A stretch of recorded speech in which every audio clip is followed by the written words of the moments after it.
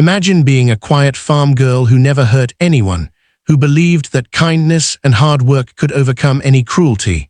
Now imagine standing in front of your family's home, watching it go up in flames because a group of cruel, racist bullies decided you didn't belong.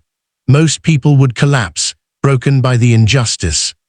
But in this story, justice comes walking down the dirt road in the form of a man these bullies never expected, her husband, a decorated Delta Force soldier who had seen war, loss, and chaos, but nothing compared to what they had just done to his wife.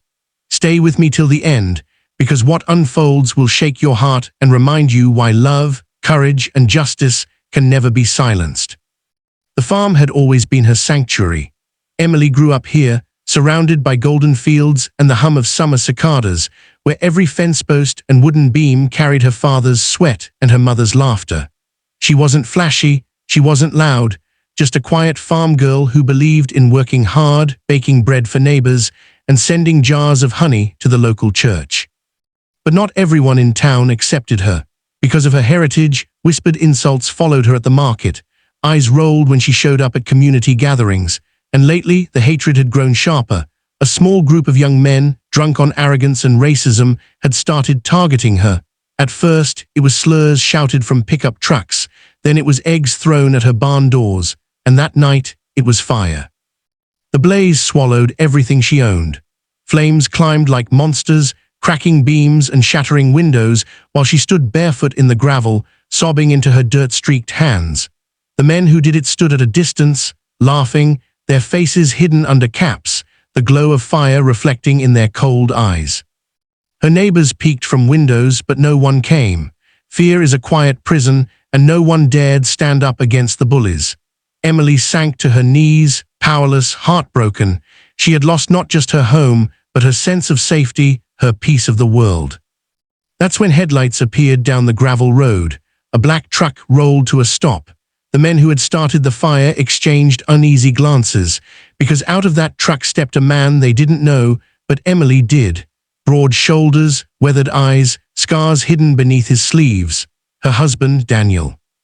Daniel had just returned from deployment. He had fought in deserts and jungles, carried men bleeding in his arms, survived nights when the only sound was enemy gunfire. But tonight, the sight of his wife trembling in front of their burning home pierced him deeper than any battlefield wound. He looked at the laughing men, then at Emily, then back at the fire. His voice was low, steady, but carried like thunder. "Who did this?" The laughter died. For the first time, the bullies felt something they hadn't felt before, fear. The sheriff came later, after Daniel had already faced the men. He didn't raise his fists at first. No, he walked closer, unflinching, his eyes locked on theirs. Each step carried the weight of every mission, every night he'd spent protecting people who couldn't protect themselves. "Answer me," he demanded again, "who burned my wife's home?" Silence stretched. One boy, barely out of his teens, shifted nervously. Daniel could see it in his eyes, the guilt, the shame, the realization that what started as a prank was now arson, a crime that scarred a woman's life. When no one spoke, Daniel did something unexpected. He didn't strike them. He told them what he'd seen overseas, villages burned, children crying, families shattered. He painted the picture so vividly that even the most hardened bully's smirk disappeared. Then he said quietly, "That's what you just became, the very evil I spent years fighting, and I won't let it stand." The sheriff finally arrived, but instead of siding with the bullies as Emily had feared, he looked at Daniel, saw the wreckage, and nodded. The law was on Daniel's side tonight. The men were arrested, their families forced to confront what their sons had done. But justice was only part of the healing. Daniel walked back to Emily, knelt beside her, and pulled her close. "Home isn't these walls," he whispered, voice breaking. "Home is us, and no one can burn that down." Neighbors who had hidden in fear now stepped forward, ashamed but moved. They offered food, blankets, tools. Some brought wood for rebuilding. For the first time, Emily wasn't alone.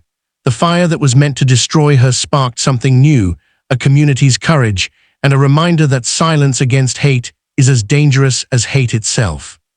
Weeks later, as the frame of a new farmhouse rose under the sun, Emily watched Daniel hammer beams with steady hands.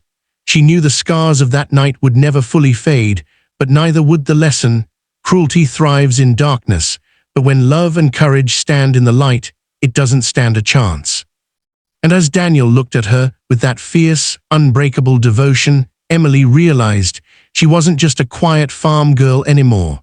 She was the wife of a man who had brought war's justice home, and together they would turn ashes into strength. This story reminds us that hate can destroy houses, but it cannot destroy love. True strength isn't just found on battlefields, it's in the courage to protect the ones we love and the bravery to stand against injustice, no matter where it hides.